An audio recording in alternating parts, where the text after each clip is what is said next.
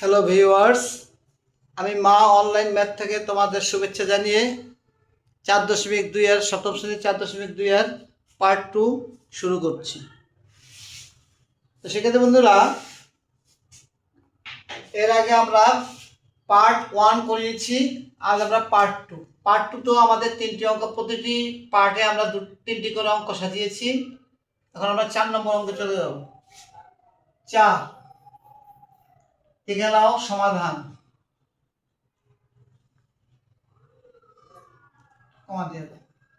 বলছে যে এই প্রথম রাশিকে দ্বিতীয় রাশি দ্বারা ভাগ করো। আমরা তো আগেই বলেছি তোমাদেরকে যে সাংখ্যিক মানের সাথে সাংখ্যিক মান এবং চলকের সাথে চলক মিল রেখে আমরা ভাগগুলি করব। তাহলে দেখো এখানে আছে -28 ভাগ ডিভাইডেড 4 গুণ, এখানে আছে x পাওয়ার 4,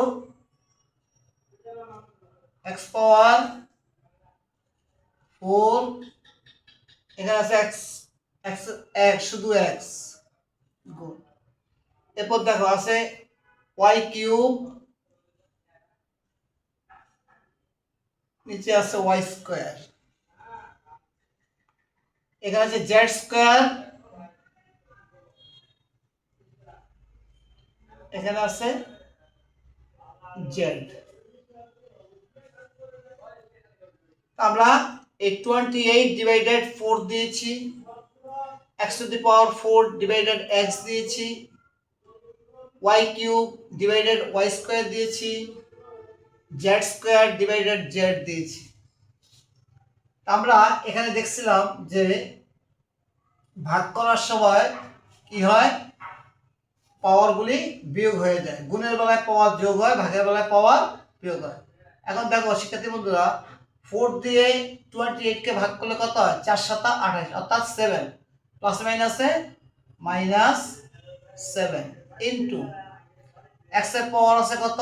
4 মাইনাস x এর পাওয়ার, ভাগের বেলায় পাওয়ার বিয়োগ হয়ে যায়, এখানে x এর মান হচ্ছে 1 ইনটু এখানে আছে y পাওয়ার 3 মাইনাস এখানে y পাওয়ার 2 ইনটু এখানে z এর পাওয়ার 2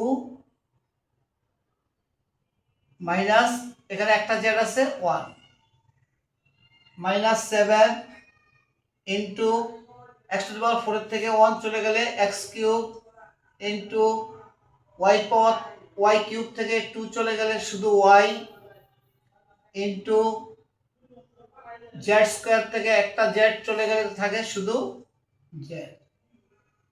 তো প্রিয় শিক্ষার্থী বন্ধুরা, এখন আমরা বসিয়ে দেব -7 x কিউব y z। সুতরাং নির্ণয় ভাগফল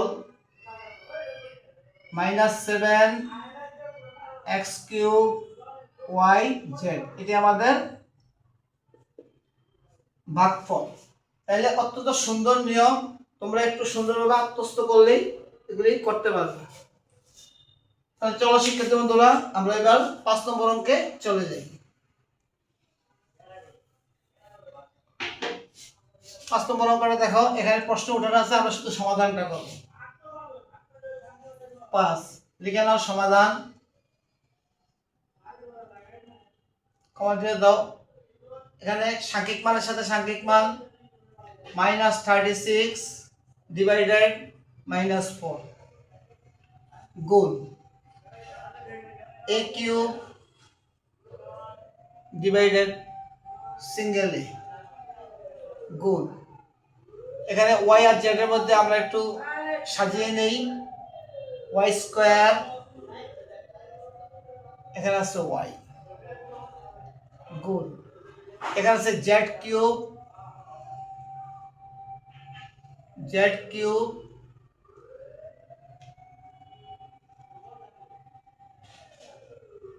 z কিউব, এখানে আছে শুধু z। তো ভাগের নিয়ম অনুযায়ী পাওয়ারগুলো কি হয়?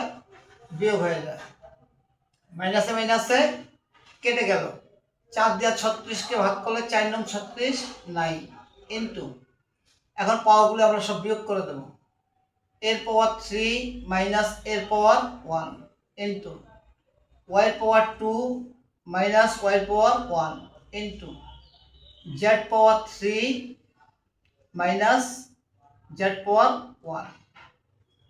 এখন দেখো 9 ইন্টু এর পাওয়ার 3 থেকে 1 চলে গেলে এর পাওয়ার 2 ইন্টু y এর পাওয়ার 2 থেকে 1 গেলে শুধু থাকে y ইন্টু z পাওয়ার 3 থেকে 1 গেলে থাকে z স্কয়ার। এবার লিখে দাও 9 স্কয়ার y z স্কয়ার। সুতরাং নির্ণয় ভাগফল 9 স্কয়ার y z স্কয়ার, এটি আমাদের কি ভাগফল। তো সুপ্রিয় শিক্ষার্থী বন্ধুরা, আমি সাংখ্যিক মানের সাথে সাংখ্যিক মান এবং চলকের সাথে চলক বসিয়ে ভাগ করেছি, তোমরা ঠিক এইভাবেই অঙ্কগুলি করবে। চলো শিক্ষার্থী বন্ধুরা, আমরা 6 নম্বর অঙ্কে চলে যাই। সে একই রকম 6 নাম্বার দিয়ে দাও 6, এখানে লিখে দাও সমাধান। সাংখ্যিক মান -22 ডিভাইডেড -2 ইন্টু, এখানে আছে x কিউব ডিভাইডেড, এখানে আছে শুধু x, এখানে আছে y স্কয়ার ডিভাইডেড, এখানে আছে শুধু y, এখানে আছে শুধু z, নিচে আছে শুধু z। তাহলে বসিয়ে দাও, মাইনাসে মাইনাসে কেটে গেল, তাহলে কি হয় 2 দিয়ে 22 কে ভাগ করলে 11 দুগুণে 22 অর্থাৎ 11 ইন্টু, এখন পাওয়ার বিয়োগ হবে, x এর পাওয়ার আছে 3, এখানে আছে x এর পাওয়ার 1, এখানে y এর পাওয়ার আছে 2, y এর পাওয়ার আছে 1, এখানে z এর পাওয়ার আছে 1, এখানে z এর পাওয়ার আছে 1। তাহলে দেখো শিক্ষার্থী বন্ধুরা, 11 x পাওয়ার 3 থেকে 1 চলে গেলে কি থাকে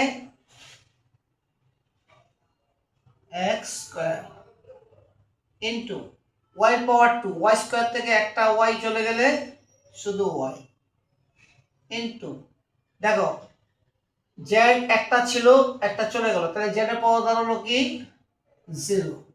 এই যে এখানে আমরা এটা দেখিয়েছিলাম a two the power m minus a two the power n, তাহলে কি হয় এর পাওয়ার 0 অর্থাৎ তার মান দাঁড়ায় কত 1। তাহলে আমরা এখানে এটা সহজে লিখতে পারি 11 into x square into y into z এর মান কত, এই যে এটার মান যত 1 এটার মানও 1। সুতরাং এখন আমরা অঙ্কটা দেখে দিই 11 এক্স স্কয়ার y অর্থাৎ 1 দিয়ে এটাকে গুণ দিলে এটাই বের হবে। সুতরাং নির্ণয় ভাগফল 11 এক্স স্কয়ার y, এটি হচ্ছে আমাদের 6 নম্বর প্রশ্নের সর্বশেষ ভাগফল। তো শিক্ষার্থী বন্ধুরা, আমি যেভাবে তোমাদেরকে সাংখ্যিক মানগুলোকে ভাগ করে চলকগুলিকে ভাগ করে একটি একটি করে আলাদাভাবে দেখিয়েছি, ঠিক তোমরা এইভাবে অনুশীলন করবে এবং বারবার ভিডিওটি দেখবে, তাহলে তোমাদের অনুশীলন সম্পূর্ণরূপে সফল হবে। ধন্যবাদ। আগামীতে আমরা পরবর্তী পার্ট নিয়ে তোমাদের নিকট হাজির হব।